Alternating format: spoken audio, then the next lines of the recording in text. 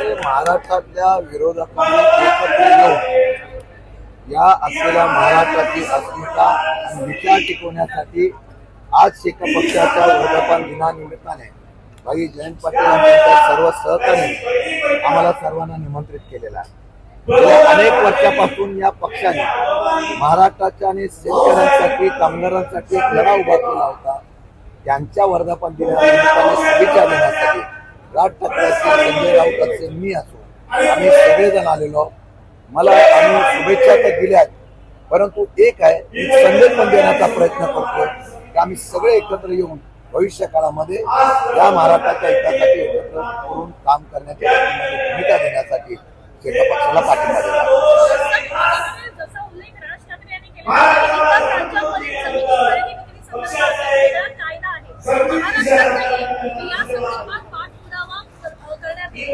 महाराष्ट्रामध्ये जमिनीच्या बाबतीमध्ये वेगवेगळ्या प्रकारचे कायदे आपल्याकडे आहेत, परंतु त्यांनी आज सांगितल्याप्रमाणे इतर राज्यामध्ये जर विक्रीच्या संदर्भामध्ये काही कमी कायदा असेल ते बघू आणि विधिमंडळाच्या अधिवेशनामध्ये येणाऱ्या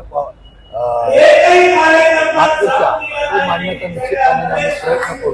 तसा दुसऱ्या राज्यात कायदा असेल तर या राज्यामध्ये तसा कायदा करण्याच्या बाबतीमध्ये पाहिजे होते म्हणून निर्णय घेऊ।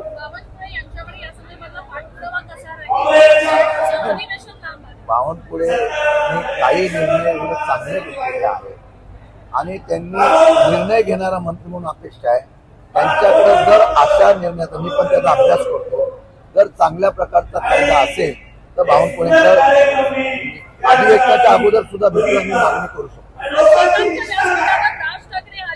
संजय राऊत आले होते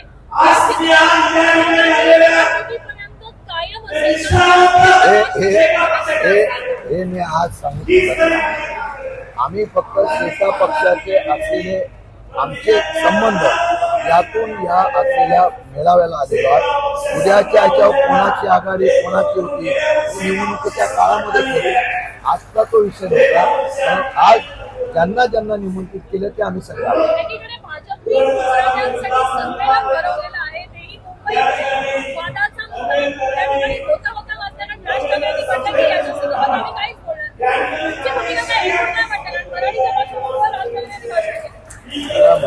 राजकारणामध्ये आज या महाराष्ट्रामध्ये आम्ही नेहमी म्हणायचो महाराष्ट्र हा नेहमी सर्व धर्मांना सगळ्या लोकांना बरोबर घेऊन जाणारा महाराष्ट्र होता, परंतु आज या महाराष्ट्रामध्ये सुद्धा सत्तेच्या राजकारणामध्ये वेगवेगळे विषय घेऊन विनाकारण या ठिकाणी गोळी माजवली जाते।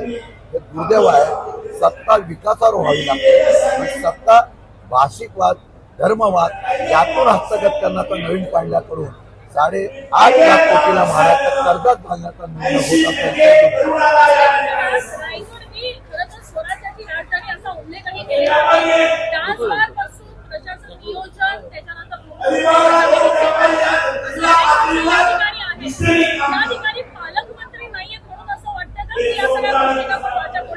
सरकारच कुठे आहे, पालकमंत्री सरकारच कुठे आहे, सरकार आम्हाला कुठे दिसत नाही। म्हणजे सरकारमध्ये मंत्री मागे चुकले तर लगेच राजीनामा घेतला जायचा। आम्ही सगळ्यांना हवं आहे, आमदारांनी काय केलं मंत्र्यांनी काय केलं कोणी काय केलं प्रत्येकाला हवं आहे।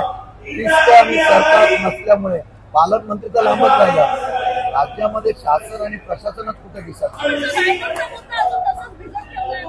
हो, रायगडचा मुद्दा प्रतिष्ठेचा झालेला आहे, कोणाला पालकमंत्रीपद द्यायचं याच्यावर कदाचित सरकार टिकेल का नाही ही पण शंका आहे। मला वाटतं की ते आता दिल्लीवर गेलं होतं आले आम्हाला माहिती नाही, परंतु महाराष्ट्रामध्ये पहिल्या प्रथम पालकमंत्री नसलेले जिल्हे हा संदेश या माहितीने दिलेला आहे। सुप्रिया सुळेंनी दादागिरी मोडीत काढावी असं फडणवीसांनी दादागिरी मोडीत काढावी असं अजितदादांकडे बोलताना सुप्रिया सुळे म्हणाले। असं आहे महाराष्ट्रामध्ये आता पद्धतीची दादागिरी सगळीकडे चाललेली आहे।